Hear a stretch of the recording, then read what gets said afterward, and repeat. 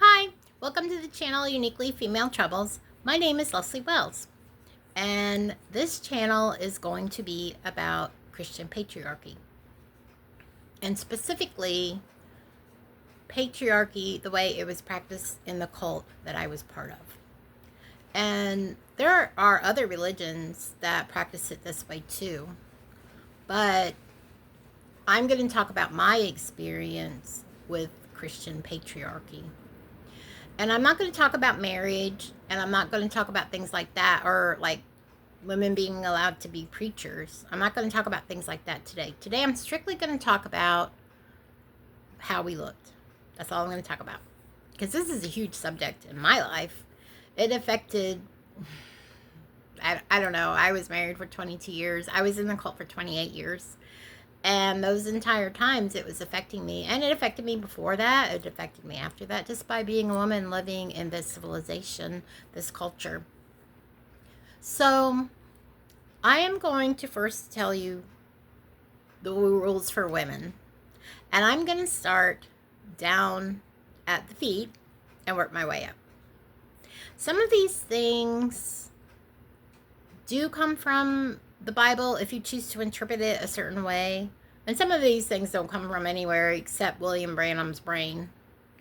But there are other churches that believe this way. And it's called dressing holy, a holiness. That's kind of like, do they live holiness? A lot of that has to do with just how you dress. And one thing I will say is most groups, won't say all because I don't know this about all groups, but every group I know that practices holiness in the way they're talking about also oppresses women. And in my opinion, and a lot of people's opinion, oppressing women is not holy. So whether you dress this way or don't dress this way, is it really holy if it's part of your oppression of half the population? I say no. I say there's nothing holy about it. But I understand what they're saying, because when you do dress this way, you look very modest. You are very modest, actually. So I'm going to start at the feet, and I'm going to count these rules as I say them. So, shoes. Shoes, we were not allowed to wear high heels. And we were absolutely not allowed to wear high heels. And there was a little bit of debate, controversy, like how high is a high heel? And some people wore totally flat shoes. Some people wore a little tiny heel. But you were not allowed to do that. And supposedly, this William Branham, that we believe was a prophet, had this vision of all these women that were walking in high heels, and they were like falling off. I don't even remember all the details, but they were walking in high heels and like stumbling and not able to walk steady, and they fell off. I don't know if it was a cliff or a bridge or what, but they couldn't walk straight because of the high heels. And so that was one thing we were not allowed to do. Now, in some of the churches I went to, we were allowed to wear open-toed shoes. And in other churches I went to, we were not. Open-toed shoes is something that was sometimes okay and sometimes not okay, which is very interesting when you think about it. Because if these rules are from God, then how come it's okay to do certain things if you go to this church, but not okay if you go to that church? And if you go to that church, it's okay to do certain things that are not okay if you go to this church. To me, that's a really good indication that these are man-made rules. And what is the purpose of these rules? It's pretty interesting to think about. And at the end of this, we're going to talk a little bit about that after I tell you the rules for men.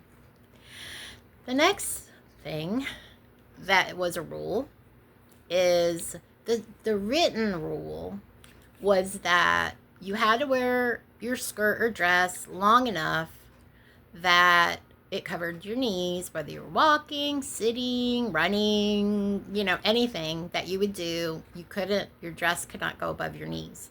But as time went on, that actually changed, and the skirts got longer and longer and longer. And now most people wear them down to their ankles. And I knew I wore very long dresses. And I wore such long dresses, I didn't have to wear stockings, which we did back then. I'm so glad that's not a thing anymore, mostly.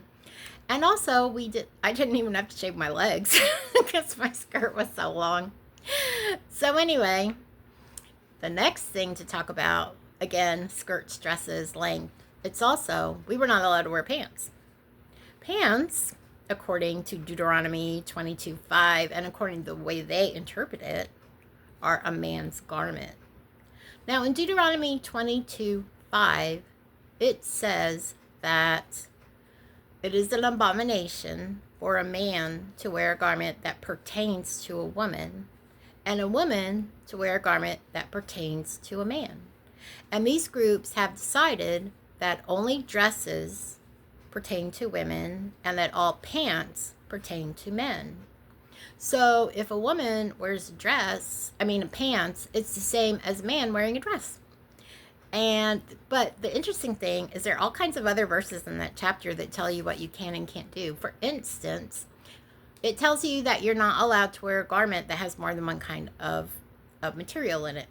Like a garment that maybe has part polyester and part cotton, or any kind of blend like that, which I know they didn't have polyester back then. But you cannot wear that according to the chapter Deuteronomy 22. But yet they pick this one verse out and they make a really huge rule that women can never wear pants. And I did not wear pants for 28 years. And another rule we had was that women cannot wear shorts. And part of that was the modesty thing. And then part of that was because shorts are short pants. And it was definitely something that we were not allowed to do.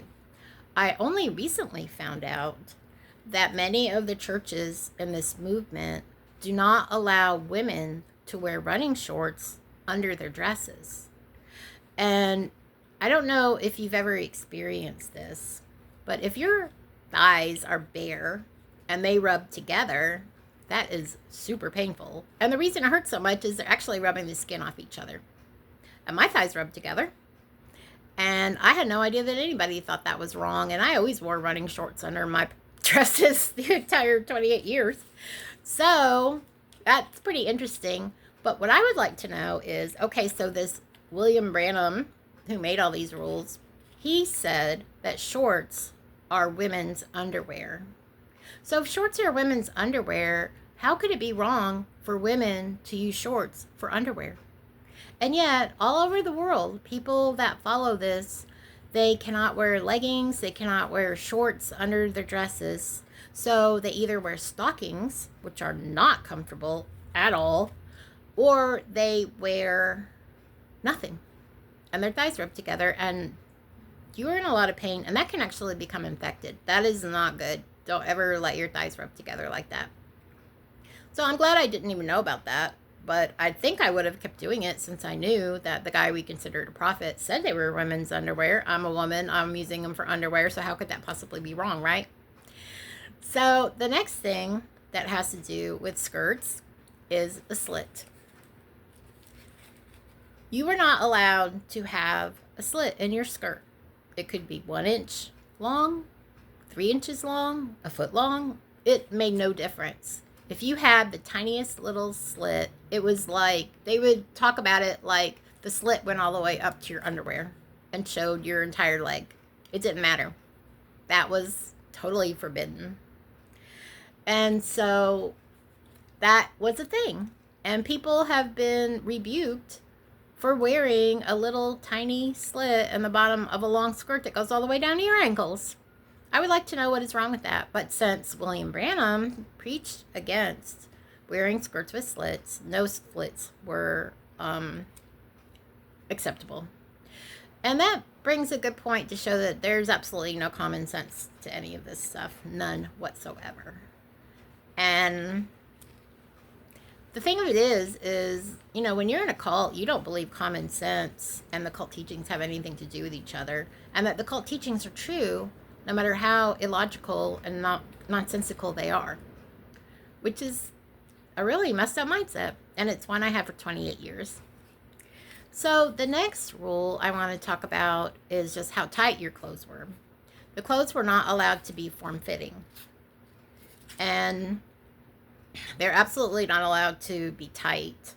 You weren't supposed to be able to really see, I mean, they didn't have to be like a sack on top of you, But they definitely could not be form-fitting or tight. You definitely couldn't wear a skirt that you actually needed a slit to be able to walk in it. Nobody would wear a skirt like that. And also, you were not allowed to wear clothes that were sheer.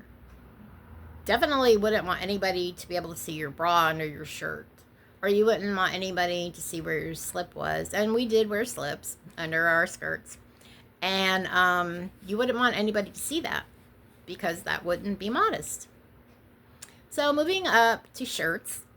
Again, the same rules. Nothing see-through or sheer at all. Nothing tight or form-fitting. And also nothing low. It cannot have a low neck. Like maybe even this neck would not be considered acceptable. I'm not really sure because there's, can't see anything. But, it's not up to here. And that's what a lot of people feel like they have to have. So, another thing you're not allowed to wear is sleeveless dresses. Not allowed to wear sleeveless dresses. That was considered wrong. They had to have short sleeves. I don't know if cap sleeves would be considered okay or not. I really have no idea about that.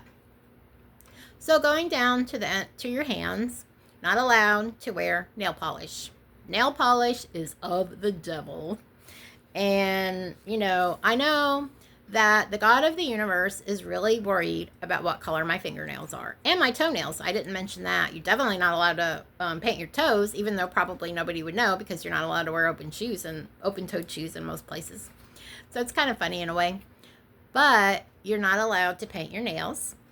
And you're not allowed to wear a bunch of rings. But one thing you have to do is you have to wear a wedding ring if you are married. And that goes for men and women. So if you absolutely cannot go around without a wedding ring if you're married because you have to let everybody know that you're taken.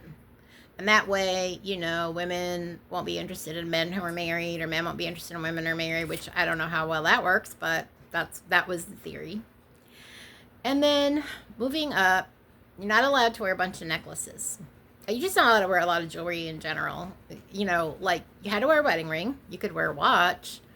And I don't know, maybe somebody wore one bracelet. And I know some people wore crosses, a necklace with a cross on it. But like you wouldn't wear anything that was flashy or anything. That was something you definitely weren't ever supposed to be as flashy.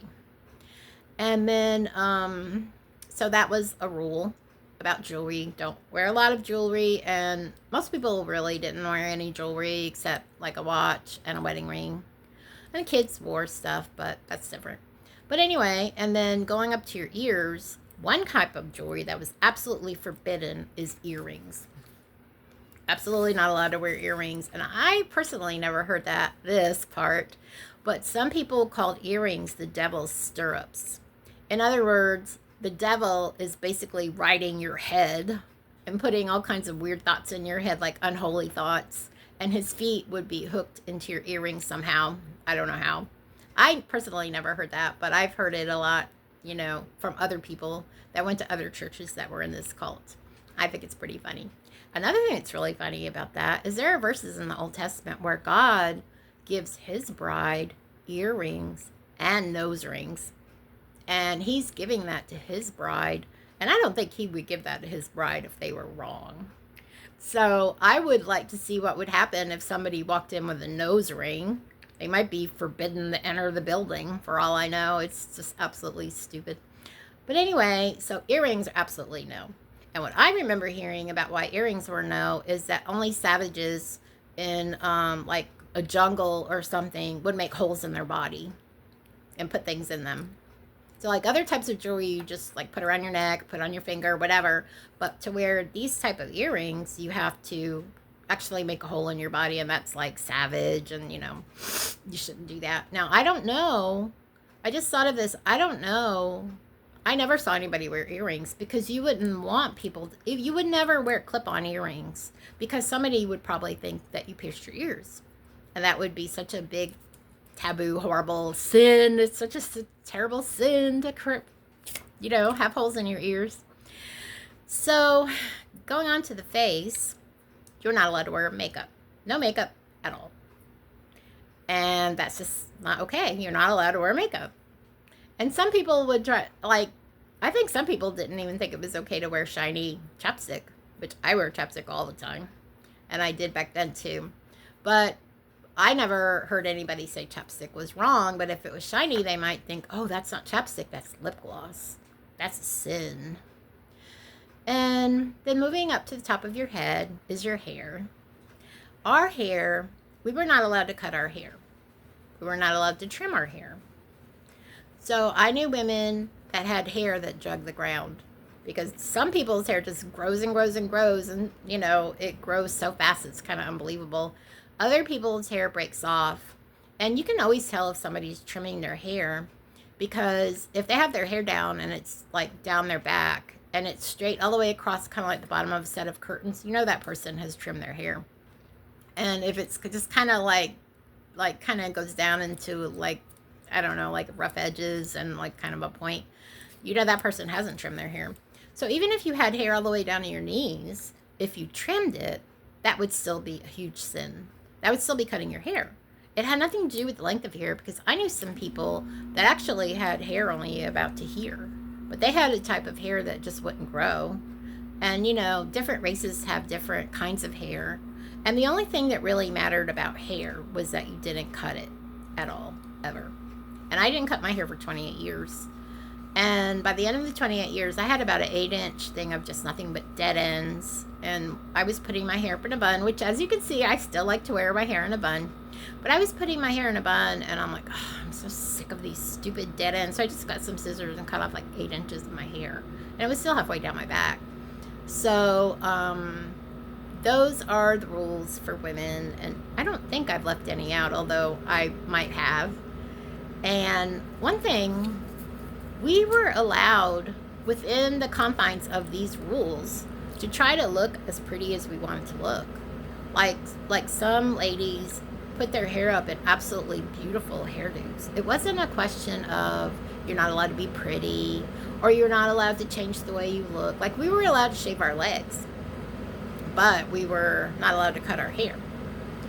And so that was, it's interesting, because like, what's the logic behind it? Like, if you try to find an underlying theme to these rules, like some people think the rules are about not changing the way you look. Well, they're not about that. They're not about anything, actually. They're just arbitrary rules that this man, William Branham, decided to say that you had to do. And since we believed he was the prophet, and some people even worshipped him, they thought he was God, which I never did that. And I heard about those people, and I thought they were real weirdos. But that was a thing. And so you can't find a logic or really a pattern, other than it makes you look very modest. I mean, if you have a dress up to here and your skirt is all the way down to your ankles, then you are going to look very modest. And your clothes is made out of thick material that you can't see through, and it's not tight. You do look modest. And if you get a bunch of women together from this group, or any group that practices what they call holiness, then you will be able to pick them out in a crowd. Like, if you get a few of them together, I could go places, and I noticed some people giving me some weird looks. But one time, about 12 of us got together and went to a mall. And every one of us were conforming to these dress rules. So people were staring at us the entire time we were at the mall. Whatever store we went in, we're walking down different, hallways with all the stores, or whatever, corridors, or whatever you call them. Everyone who saw us was staring at us because we stuck out. And that was a source of pride. And when you look so different than everyone else, and you think it's because God has shown you the truth, but not all those other people, that is actually something that causes an unhealthy kind of pride, a sinful kind of pride.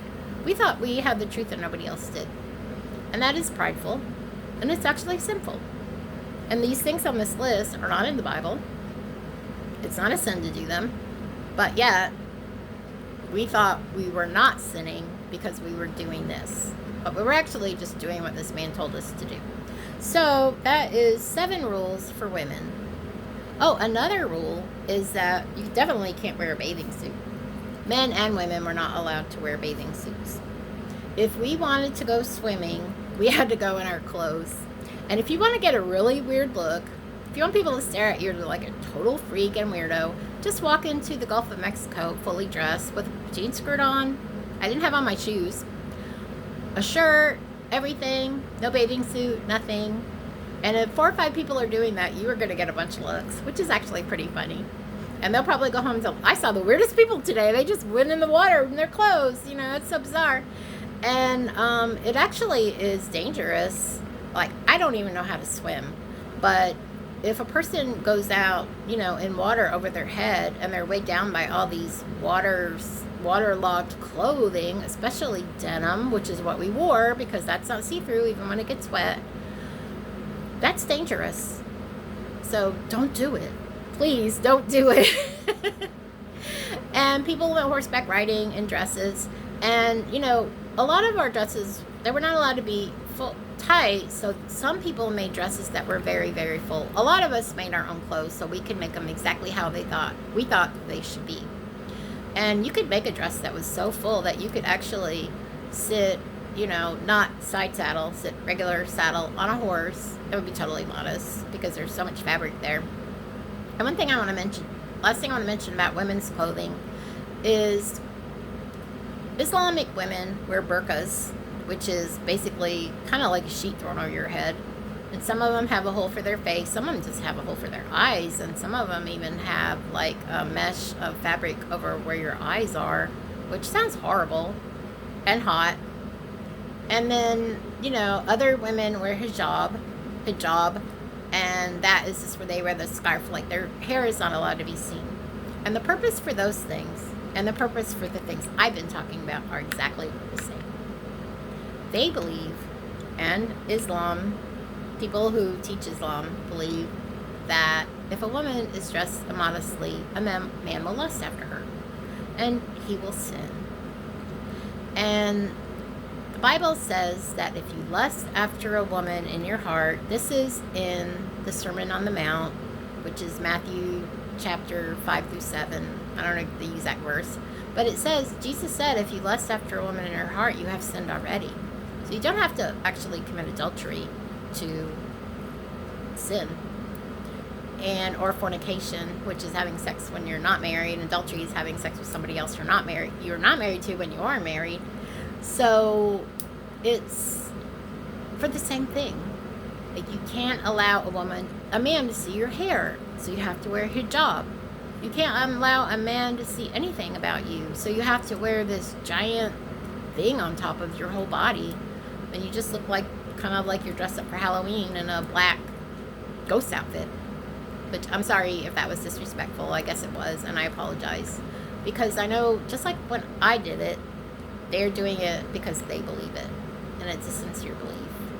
But that puts the onus of a man's lust on a woman, and that is not where it belongs. Nowhere in the Bible does it say that a woman has to change anything to keep a man from lusting after her. And then people say, well, you just do it to help your brother and the Lord and blah, blah, blah, blah, blah, blah. So if you think about wearing a skirt that's full enough that you can ride horseback and still be all covered up, or if you think about wearing a burqa, how is it really different? It isn't. It's just a bunch of fabric for women to have to hide under so men don't have to look at us, don't have to be tempted, which it's ridiculous. And also, if a man has half of an imagination, he knows what's under there. So if he wants to lust after you, he will. So I don't get that. It's very messed up. But it's what I believed for so long. And they actually taught that if you wore an immodest outfit and then a man lusted after you, that you were both guilty. That is not true. No one is guilty of a sin that another person does. And then if you don't believe that actually even lusting, which there's a big variation on what lusting means. Is it a fleeting thought that just passes through your head and then goes away? Or are you sitting there thinking about it for half an hour and imagining everything you would like to do to that person in great detail? Those are two different things. And I do think one of them is bad. One of them shouldn't be done. I don't know if I'd say it's a sin. But the other one is just something totally normal. And I don't think it's a sin at all. So now we go to the men. And we already talked about the fact that men are not allowed to wear shorts because those are women's underwear. And men are not allowed to wear bathing suits. Another thing men are not allowed to do is have long hair.